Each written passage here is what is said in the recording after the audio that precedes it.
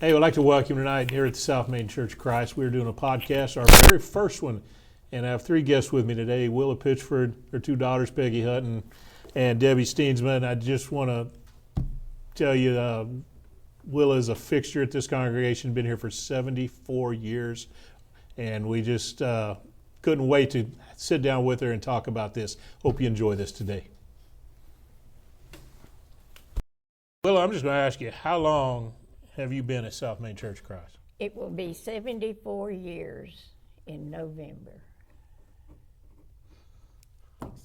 Now, Benny was stationed in Georgia for a year, and that's the only year I have been away from here. The rest of them I've been right here. That's amazing to me. I mean, I've been alive 74 years. So I sit there and I'm going to go back. I just want to know how long you've been here, but I want to kind of just go back to the beginning and let's talk about kind of your life history and where you're born, where you grew up, those type things. I was born in Caldwell, Texas, and when I was there, you went around the courthouse, and that was a whole town. Now they have an airport and a TV station and all of that, but it was just a little town. My dad was a baker, and they had moved there. I had one brother older than me, and then 10 years later, I had two young brothers. But living in Caldwell was so simple, and the schools were very good because they just taught us in a way that they don't teach anymore. And so my brother failed third grade, and when we moved to Brownwood, he was exempted above the fourth grade. So we had a good education. Give me a hint to what you want. I was going to say, so what kind of things did you do when you were in school? Do what? What kind of things did you do in school? Well, I was ornery, and Imagine that. my dad told me we did a lot of fishing, and there was a bat put into the minnow cage. And that's the first thing my dad said, "Sissy, don't open that cage." Well, my dad didn't even get out of sight good till I was going to investigate.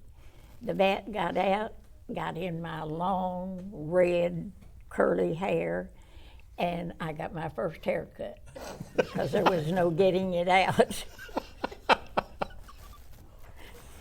And that's kind of... We wonder why we're like we are. That's kind of the way my life went. I was always full of... Mischief. I guess that's a good word. You like to have fun.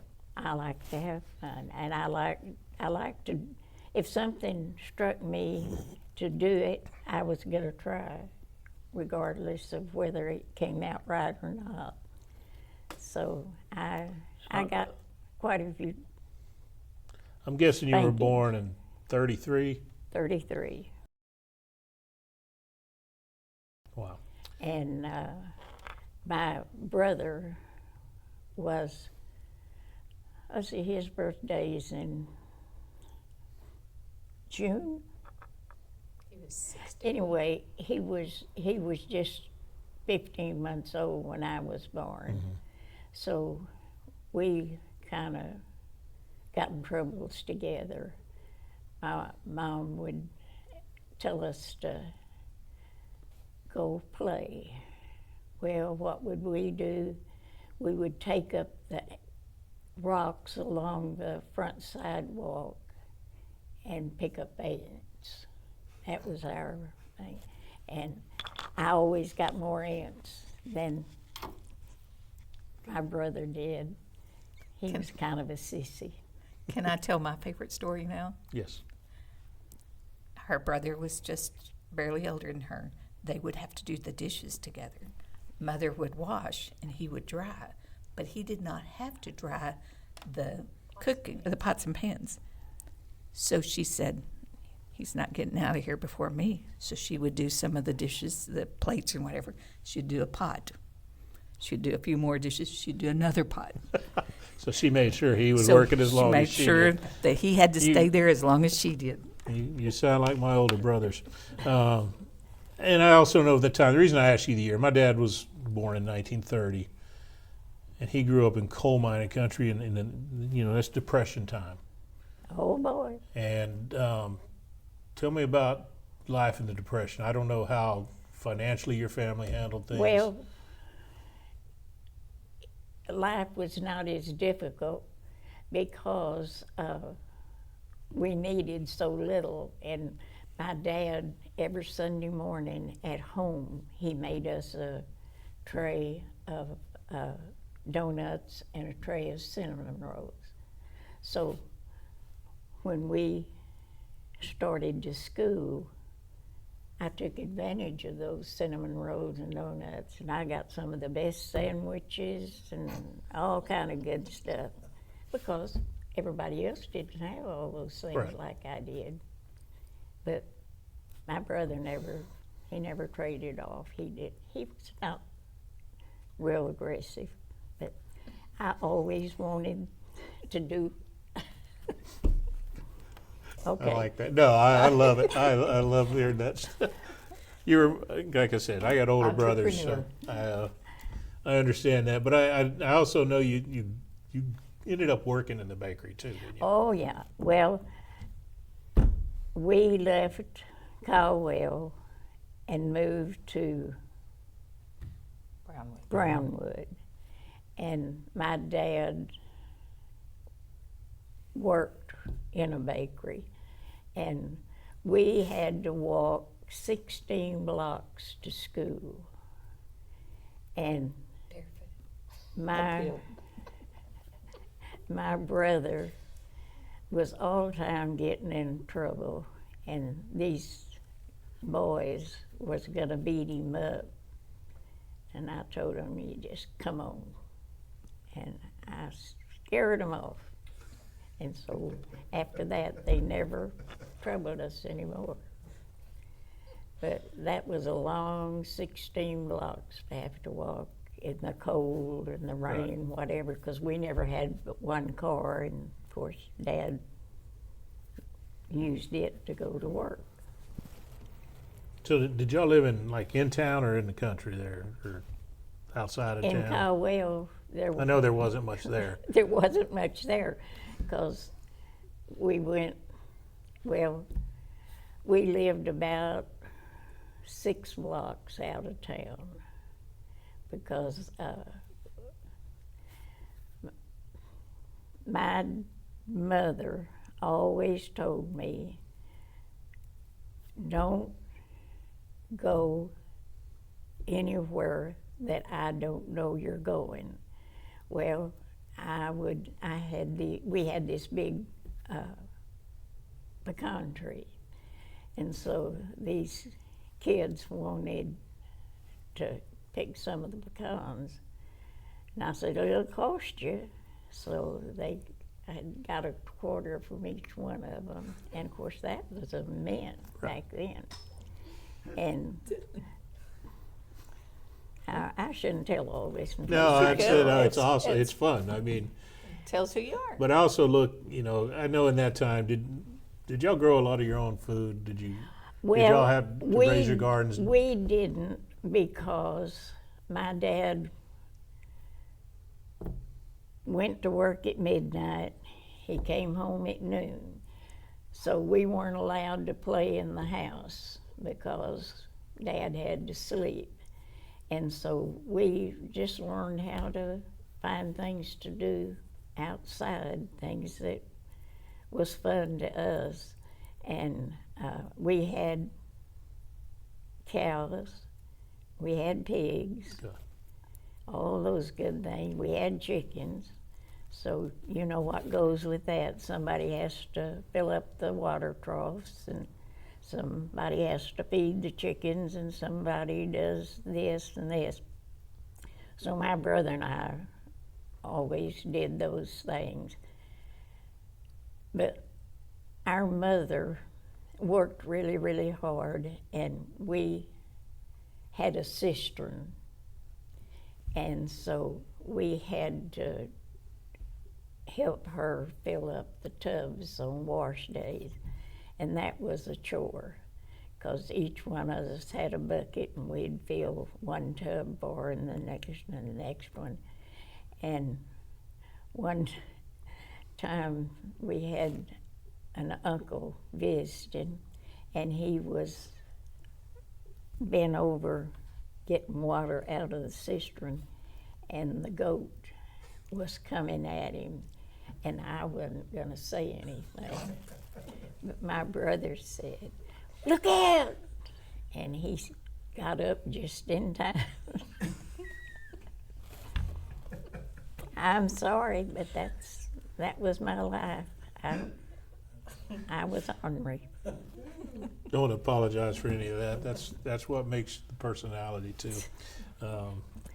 So anyway, my mother, well, our grandmother on my dad's side lived with us then, and she insisted that I wear these hose. I was always supposed to have on a bonnet and all of this. So my mother went along with it. So we walked, my brother and I walked down, and we went under the railroad track, and that way we only had a short way to go.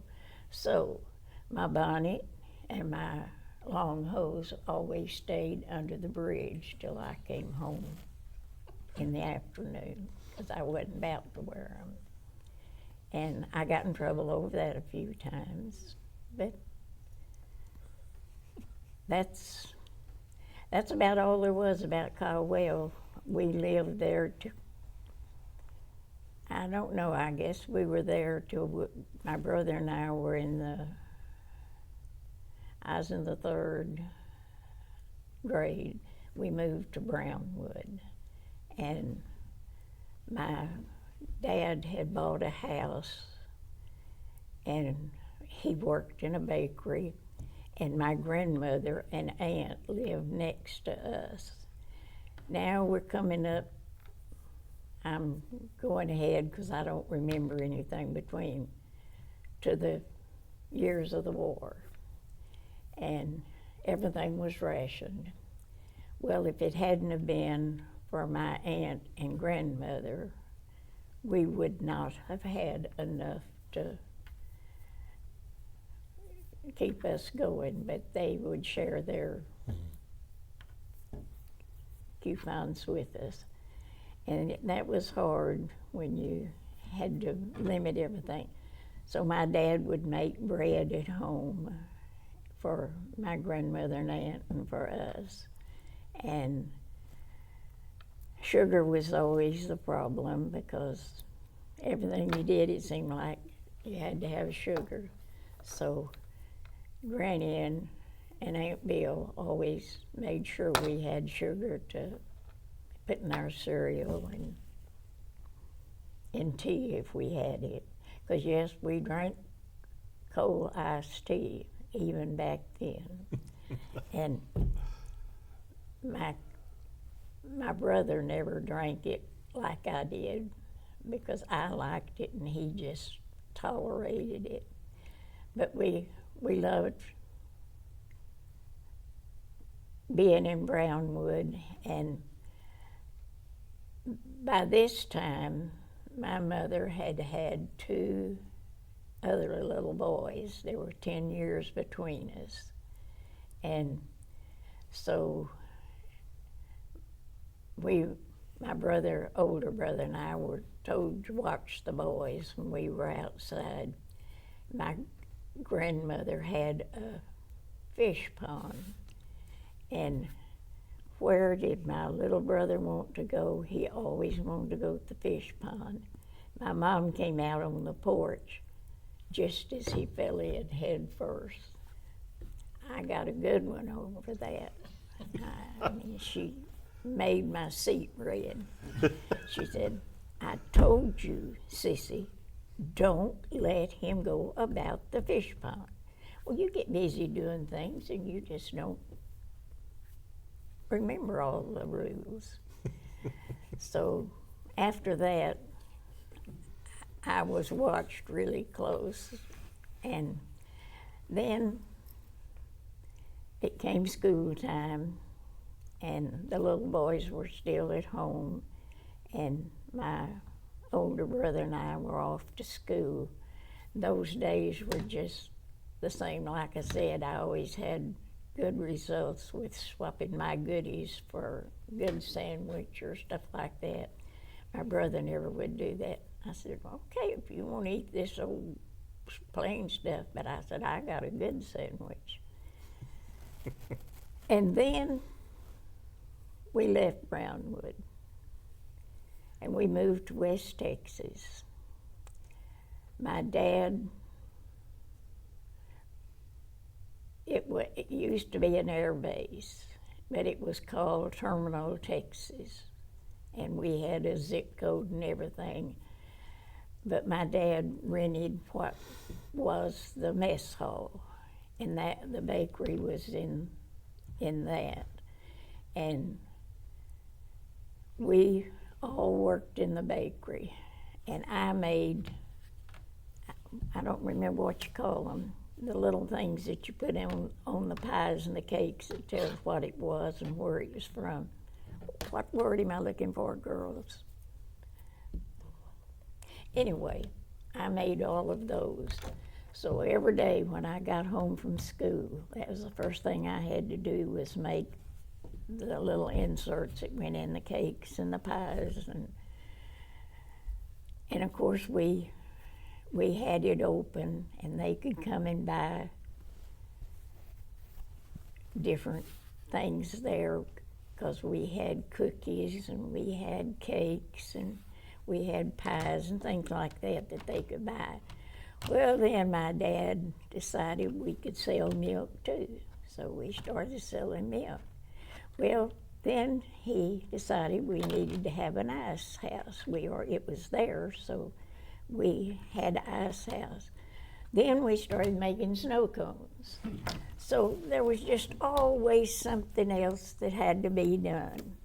And so I learned to make snow cones, and I learned to do a lot of things that I really didn't care a bit whether they got done or not. But I was an obedient child. I was kind of hateful at times, but if I was told to do something, I did it. Well, those years went by in a hurry. And then this nice-looking young man started coming in every morning and buying a dozen donuts and a quart of milk.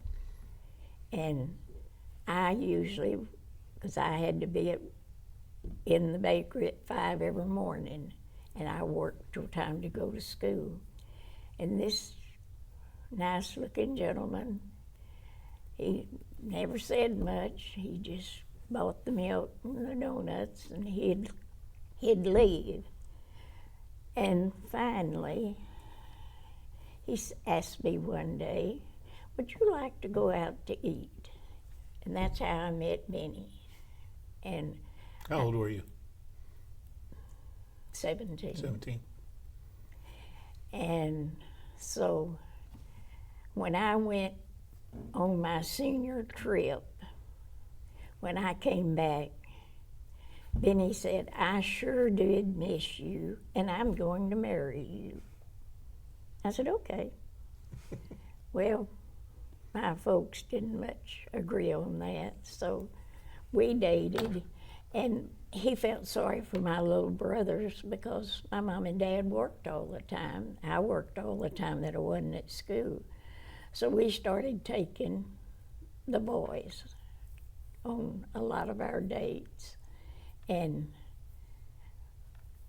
so this was I guess this was in 51.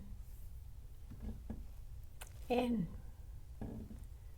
so I graduated just before my 18th birthday. I forgot to tell you, was in a car wreck and I got my back broke in 3 places. The shoulder all knocked out of place. So I missed a year of school, and I tried the teacher coming, but it didn't work. So my dad told her just to stay away. So I worked, and I had a cast from here to below my hips. So one day my dad said, "Sissy, they need some donuts at the store." I said, "Okay, I'll take them." Well, I started out and everything was going fine, and the sack slipped out of my hand, and I couldn't bend over to pick it up. So I was looking real puzzled, and this little boy was playing out in the yard. I said, "Would you do something for me?" And he kind of ducked his head. I said, "I'll give you a donut." So he came closer. I said, "Would you pick this sack up and hand it to me?" He said, "Yeah." So he handed it to me, and I took a donut out and gave it to him. We both were happy. So I went on to the store, and I told him at the store that I had given one of the donuts away and that my dad would send one back to replace it. And so when they heard my story, they said, that's what you should have done, so you don't owe us anything. So then I finally got where I got to go back to school. I couldn't do any kind of sports, so I worked harder at my lessons, and I finally got to the point that I was going to graduate, and that was the big thing in my life because my mother wanted me to graduate so bad. My brother, after the wreck, he was driving when we had the wreck. He left home and joined the military, and he was gone for a lot of years. So that was about the end of things, and I kept dating Benny, and so we decided to get married. So I turned 18. I want to interject a little story here. While they were dating, her dad told her that the only way that she could go out on a date was that all of the dishes had to be done before she could go. And they had a lot. And so she went into the kitchen and she started hiding dishes. The window. She put some in the oven. She put some in cabinets. She opened the window and put some outside. They happened to be some tumbleweeds. And so she put them down into the tumbleweeds so that they wouldn't. And so she got to go on her date, but the nosy neighbor Next morning. wanted to know why there were dishes outside the window.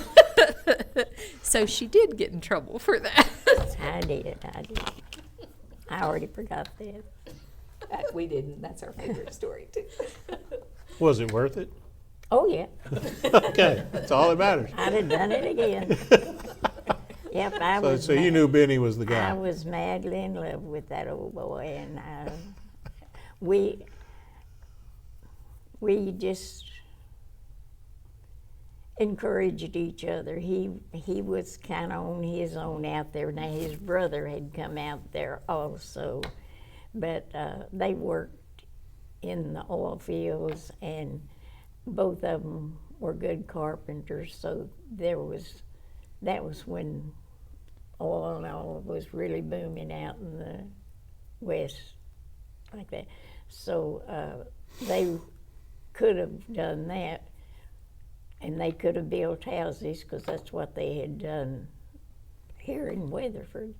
But they decided to do different things, and so Benny and I decided we was going to get married, and my dad said no. So I turned 18 the 5th of September, and we were married on the 29th of September. But you have to tell that story too. Do what? You have to tell that story too. About getting married. How late it was. How The late story it was. of getting married. Oh, my dad and my mom had a real disagreement. And so my mom told him, just get out. I had 2 little brothers 10 years younger than me. So he took the old bakery truck and he left. And my mom and I went around and collected as much money as we could, because my dad was a big one to say, oh, you can charge it. So we got all of this money together, and my mother said, well, your dad called and he wants us to come back and be a family. He has a house and a job. I said, no, I'm not going. I wouldn't ever go back where he is. And so my mother said, well, I'm not going to leave you out here. So she and Benny took me up to the bus stop in Midland, put me on a bus to my aunt and grandmother's in Brownwood. So that's where I stayed. So Benny and I talked on the phone once in a while, and a letter once in a while. So he called me one time and he said, I'm gonna come on Friday night. And he said, I'll be there around 9, because he said, because he had to get back next morning to go to work at 6. So I got to finagling, how am I gonna work this? So I had gone to school with the lady that did license and things. So I called her, and so she got me a marriage license. And Benny got there that night at 9:45. So we got married at 10:30 on a Saturday night. And I drove all night to get him back to Midland where he could go to work. Go to work. At 6 a.m. I guess it worked out. I think so. 70 years, 2 months and 6 days worth. So had you already learned how to bake pies at this time? Oh, yes, I was the pie maker. You need to tell the story about your dad and About what? your dad and what he did, what his notoriety was. The cake he made. Oh, did any of you see the movie The Giant? Yep. You remember the big cake in the church? My dad made that, and he carried it in pieces like that and put it together inside of the church. Gina will love that. My That's one of her dad- favorite movies. That my dad he was an excellent baker. He had been cited a couple of times. Chiffon cakes, he got them to where they could make them down here, because he knew what to add a little here and a little there. So my dad made some beautiful cakes, and he was a good baker, and he made his own little flowers and everything to put on them. So it just was. Flowers were the best. Do what? His eclairs were the best. And he blessed us because he would let us put our own cream in. The eclair. So you would get an eclair and bite into it, and the cream would come That's, out. but it's also one of the first things I heard when I came to South Maine was, you got to have one of Willa's pies. Absolutely. And so she was already a pie maker at And this let time. me just tell you, that's why people signed up to help set up, because they knew her pie would already be there and they could all take their piece before everybody else from the congregation came over. Yeah. He told me, he said, you know what, you're my best helper. And I said, well, I'm not even helping you. And he said, oh, yes, you are. He said, I don't have any trouble getting people to come in and help set up. This is when we had those night meals. Because they always know your pies are going to be there, and they'll get a First piece of chance. pie before anybody else does. So that's my only claim to fame, is I could make a good pie. I sold one for $100. It was at an auction, That's good to say. 150. and several of them for 10 and 20 and 50, but that's the only one I ever sold for 100. 150. Do what? It was 150. Okay. So I've had a varied life, very varied. That's, yeah, I appreciate you telling us that Then stuff. you need to talk about when you moved here. But that's where I'm heading next, and Okay. how y'all got here, how you came Well, like to I this said, church. we got married on the 29th of September, and we were still out in West Texas. Then he came home one evening. He said, well, May, we're moving to Weatherford. And I said, why? Because I liked having him all to myself out there. And he said, in just the most sad thing, I just need to go home. I said, okay, let's go. So we moved back to Weatherford on Thanksgiving weekend of '51. And we've been here since then, except for that 1 year. So we stayed 2 or 3 weeks with his folks, and then we rented a little house. Well, we started our family. Our oldest son was born in '52. We lost a little boy in '53. Our second son was born in '54. Peggy was born in '56. We lost a little girl in '57. Debbie was born in '59. So we had a lot of heartaches in our life, but we had a good life. And our kids were always happy because they always had cousins coming, and there was aunts and uncles and all of this. So we rented this house for $25 a month for 15 years. And then we wanted to do something different. So I went to work candling eggs for D. Rockwell. I don't know whether y'all remember that or not, because he's been gone quite a while. So he told me one day, he said, he always called me Willa.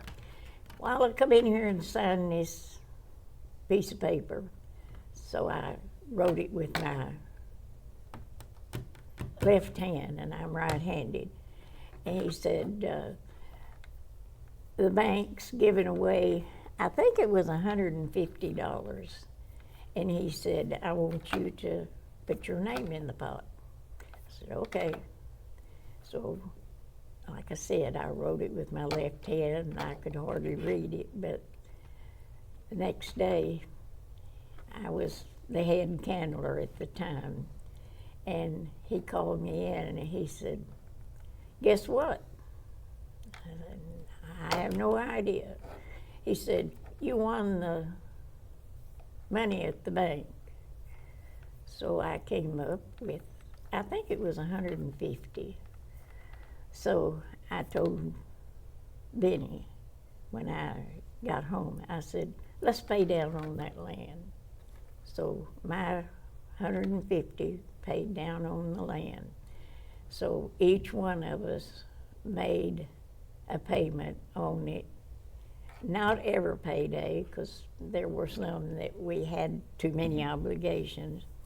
And so that's how we paid for the land that we're living on now. Benny inherited 32 acres of the old home place when his parents passed away, and we still have it. But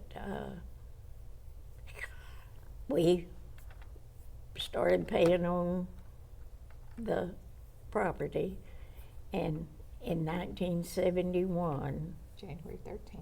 huh? We moved in January 13th. Well, I knew it was January of 71. We moved in the house I'm still living in. We still have that. Well, no, we don't have the 10 acres because I deeded 4 of it to my granddaughter. She's going to build there. And I'm doing the same old thing over and over and over. You need to talk a little bit about how you built the house. Do what?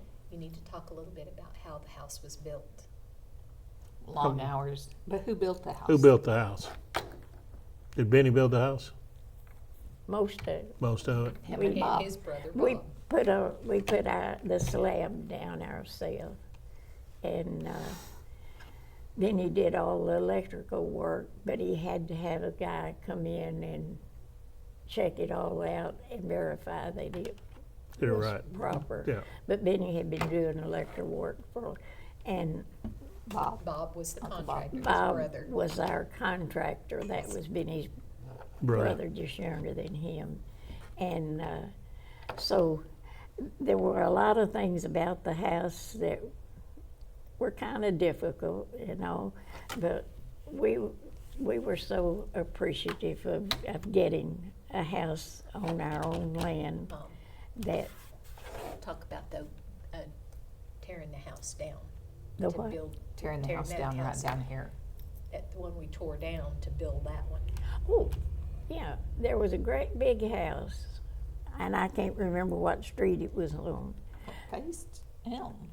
It may have been. It was on Anyway, we tore down that house, and we got enough good 2x4s to frame our To frame yours. new house. And our boys, one drove a truck, a pickup, and one drove a, what did the other one drive? Because they both Dump truck? carried It was a load. dump truck. Huh? It was a dump truck. Okay. And then we had a pickup because one of them, and anyway, we had to haul all of that house Out there. out there. And I remember cleaning And then the brick. girls Yes, had we to had to clean the bricks.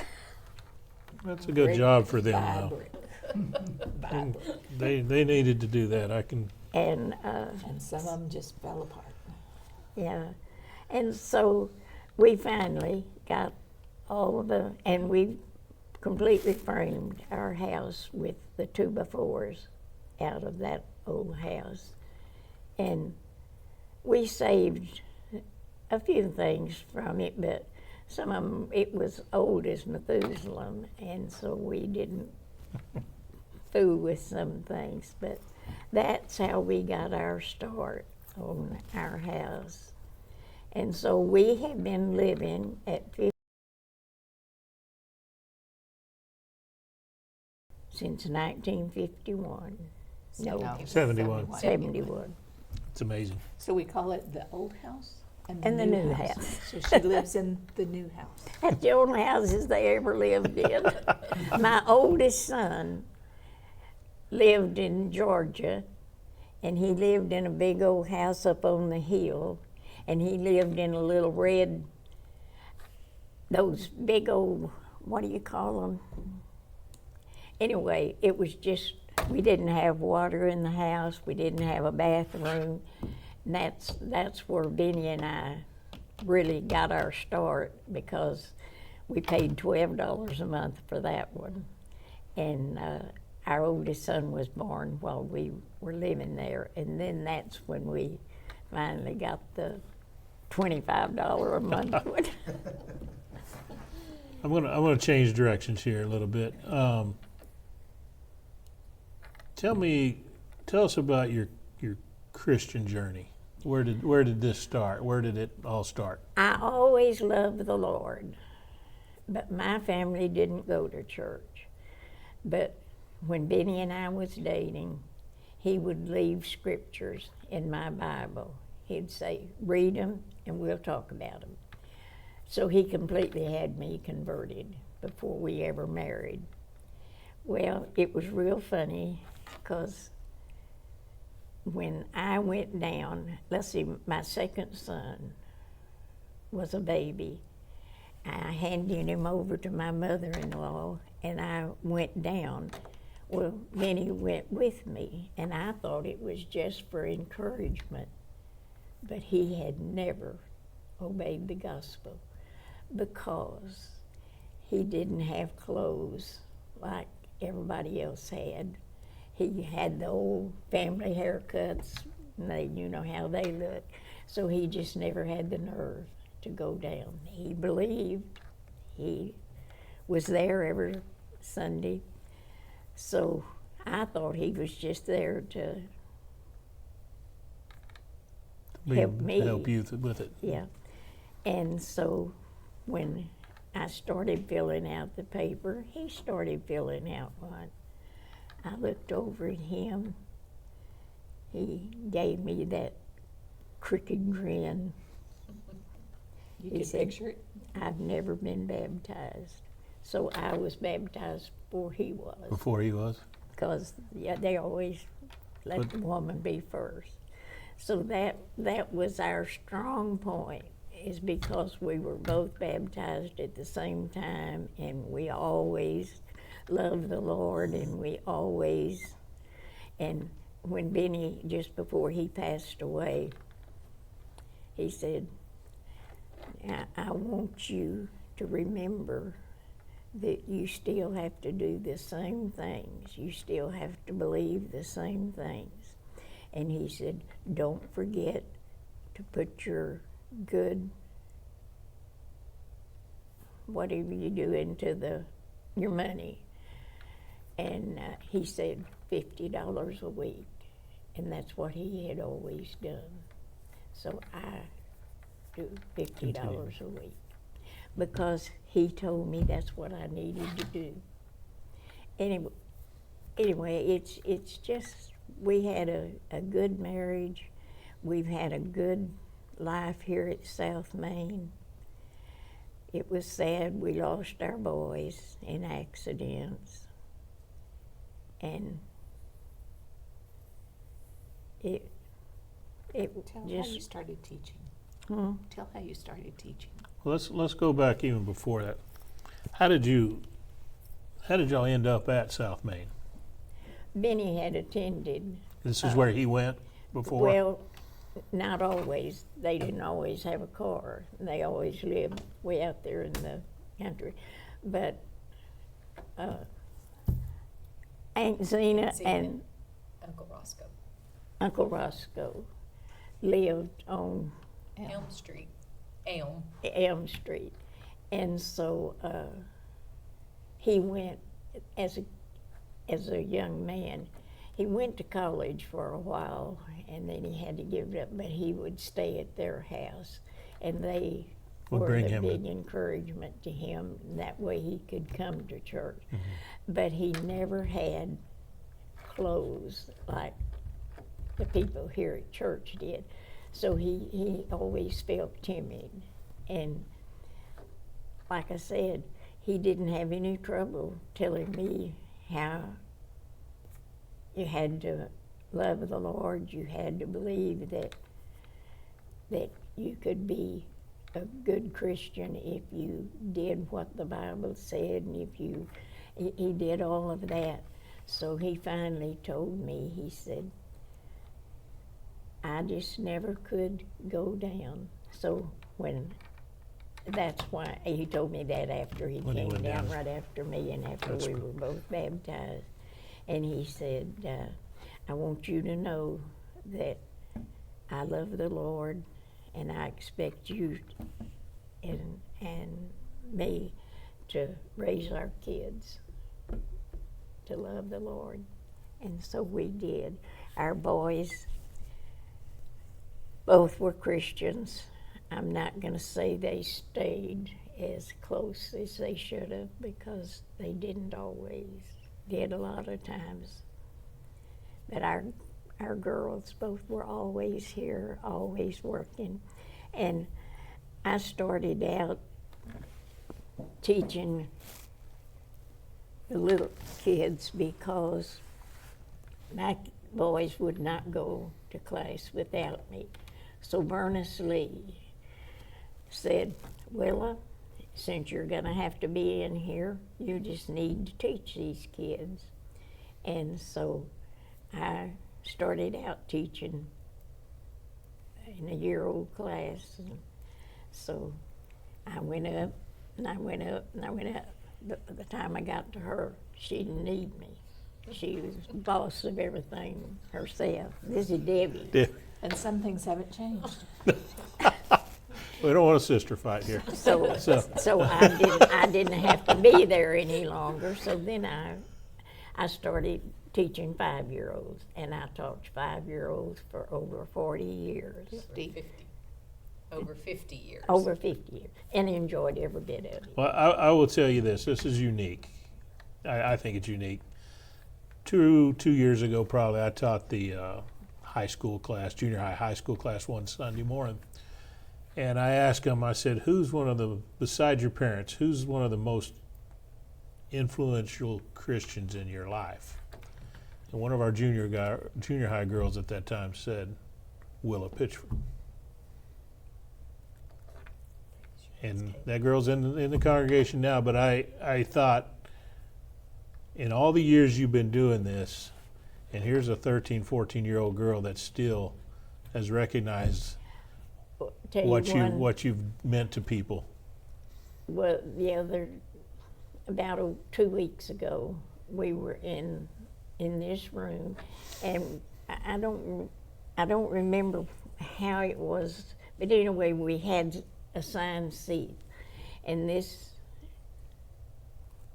young lady was at the table that I was at, and somebody said, do you know Miss Willa? She said, yes, I do. And it was Melody, and I had taught her in the 5-year-old class. She said, I will never forget her. And I looked at her, and tears came to my eyes because, you just don't think about influencing anybody that they'd remember you year after year. And so it really made me feel good. Well, you plant seeds and you don't know when they're going to grow. And I just thought that was an amazing thing for a 13, 14-year-old girl to tell me at that moment. Like I said, this was just 2 years ago when I was told that. So you've been influencing a lot of people for quite some time. Well, I never had a problem but twice. One little boy spit on me, and one little boy hit me. Now, why, I can't remember, but they were upset about something. And I said, you know what, that didn't bother me at all. It didn't change my feelings toward them. I still treated them just like I did all the others, because you never know what's in a child's mind, what they faced maybe at home or somewhere. Right. So that's the only 2 times I ever had anything happen to me. So I've just been blessed. Here I am, 92 years old. I still live alone. I still drive my car. So the Lord is, He's got kept you here for a reason too. He's got something else He wants me to. I want to go and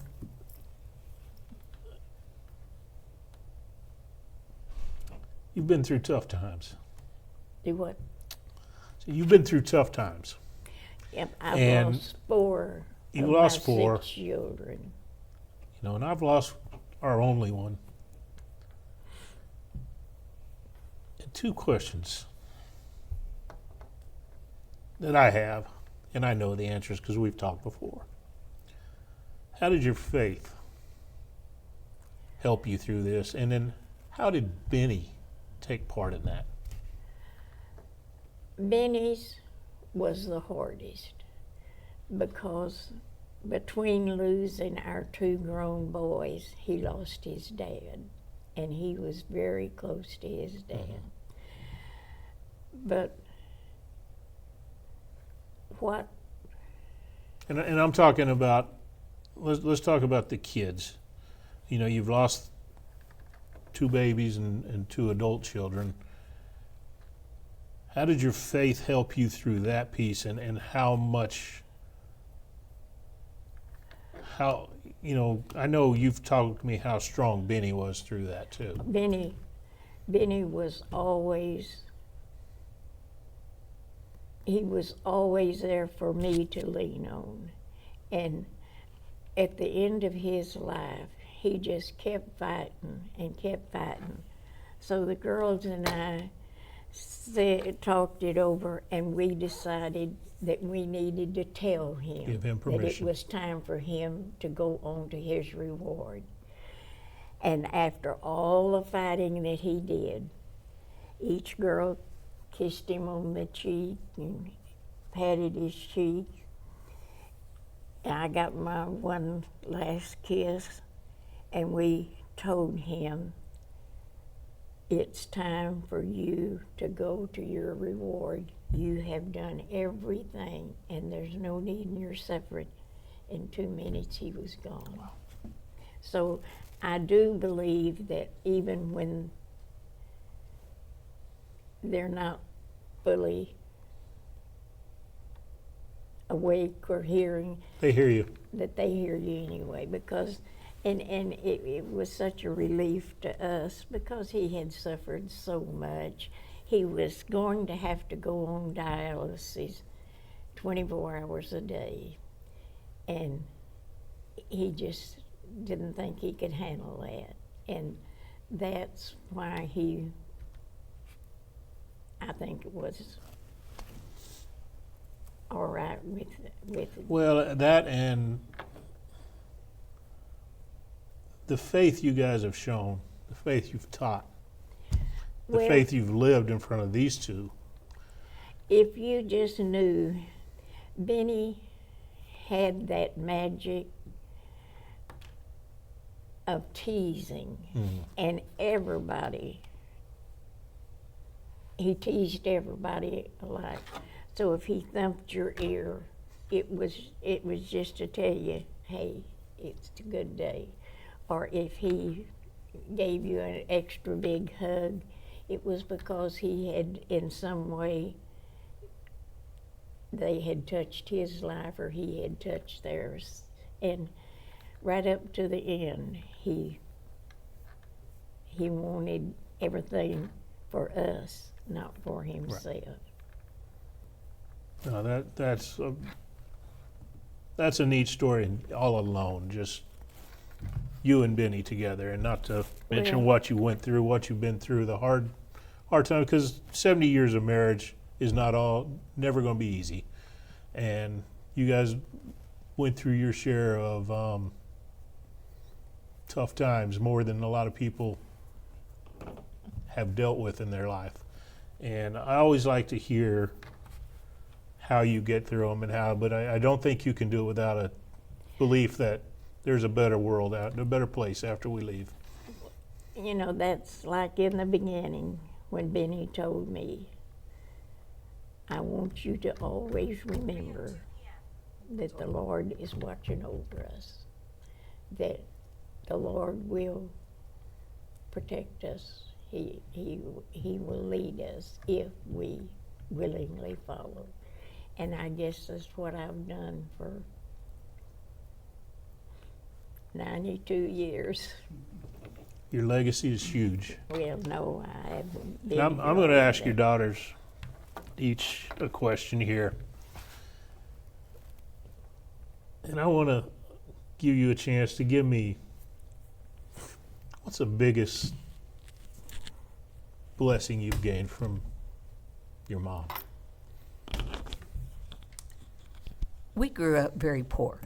Now, poor is relevant to people, but my dad was a car salesman.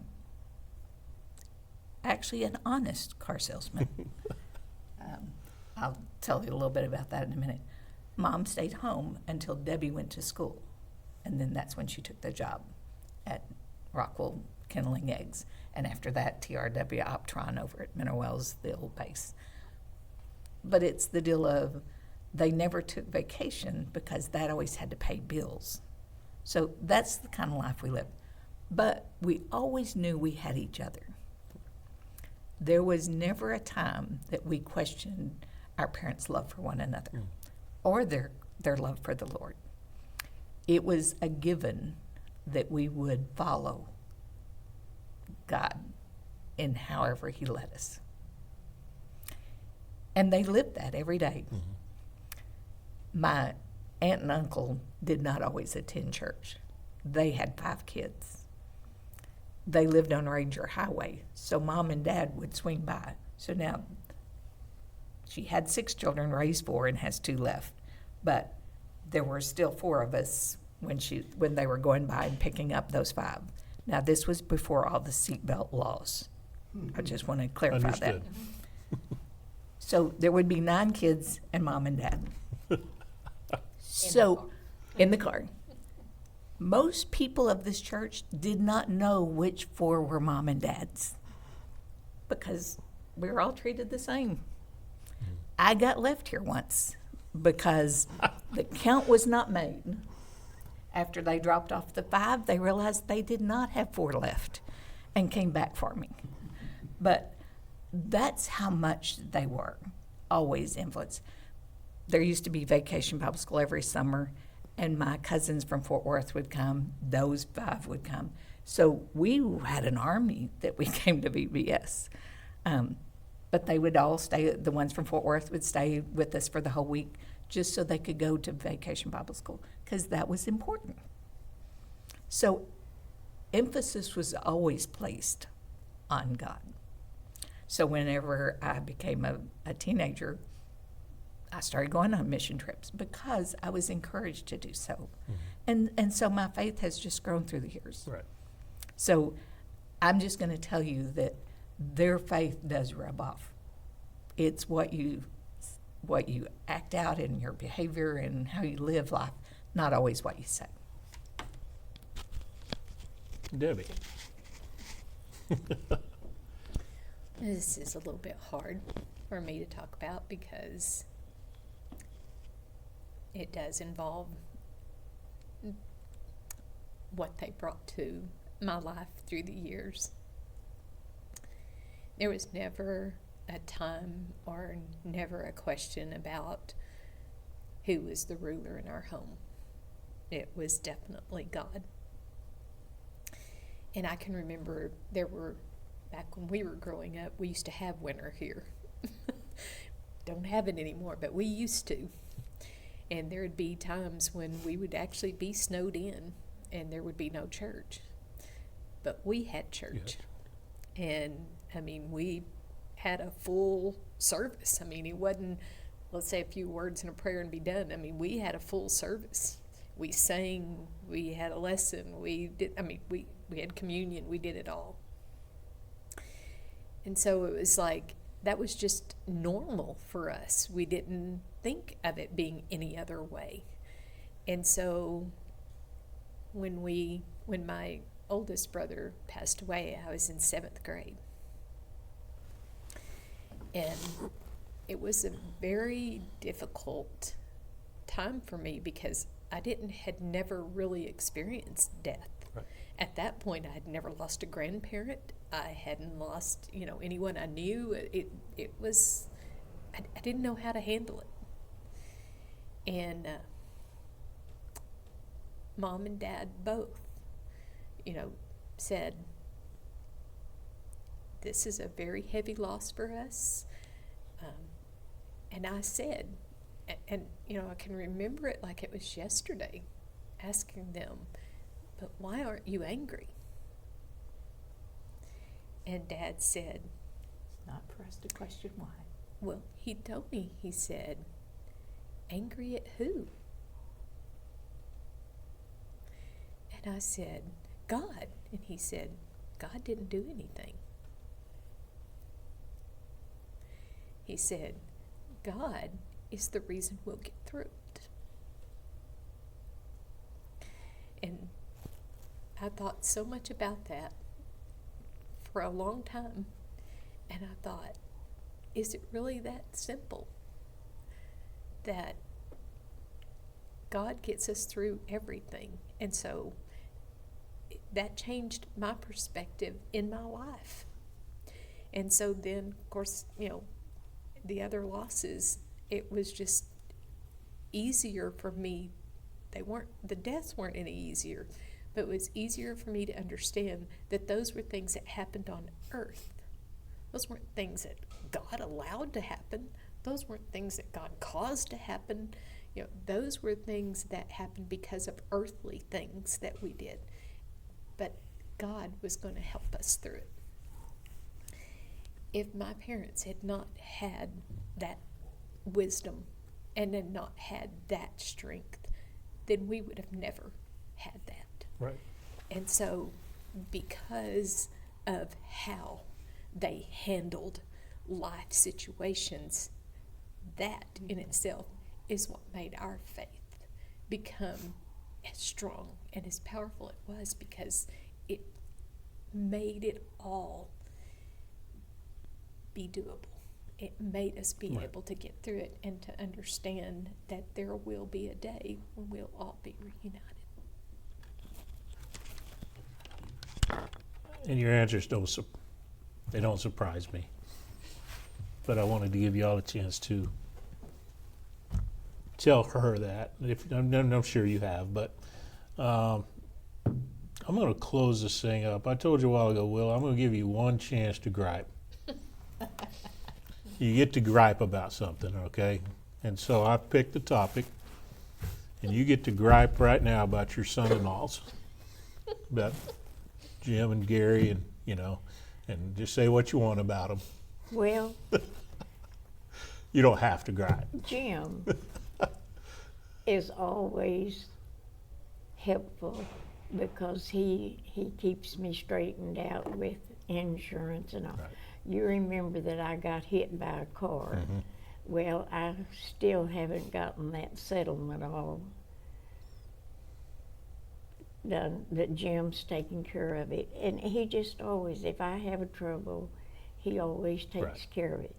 Well, Gary, he's just always there, and he and Peggy just do so many things for me that I couldn't get done on my Right. own. And I love both of my son-in-laws, and I cherish their loving my girls the way they do and taking care of them. No, I always get it. There's people, if I didn't agree with, they love my daughter. I loved them. I was good with it, and that's to go without saying. But I'm done. I just want to say thank you guys Thank you. for coming in here today and sitting down. This is the first time we get to do this, and Willa, I don't know if you know how much this congregation loves you. Well, I hope this congregation knows how much I love each Well, and every I think person here. I do think they do. I have a list of the 8 men that have been preachers here since I started, and there's only one of them that I didn't think highly of. And I mean, there was reason for it. There really was. But you would know. So There's your complaint. so there's my complaint right there. Okay. I wanted to give you the topic, but But like I I said, won't we call any names. I wouldn't ask for it. No, But I Of course, do. everybody knows who they are. Like I said, thank you for coming in here with me today and with us for Thank doing you. this. And I I jumped at the opportunity to get to be the one that sat with you today. So I just feel like people give me too much praise and all because I only do what everybody else does. And You've just done it a whole lot longer. Well, the deal is she didn't even bring up. Once she decided she was too old, even after she had her knee replacements, she still made the stairs to go up and teach the 5-year-olds. Yeah. She still did that. But after she decided, I can't keep getting up and down in those little chairs. So she gave up teaching 5-year-olds.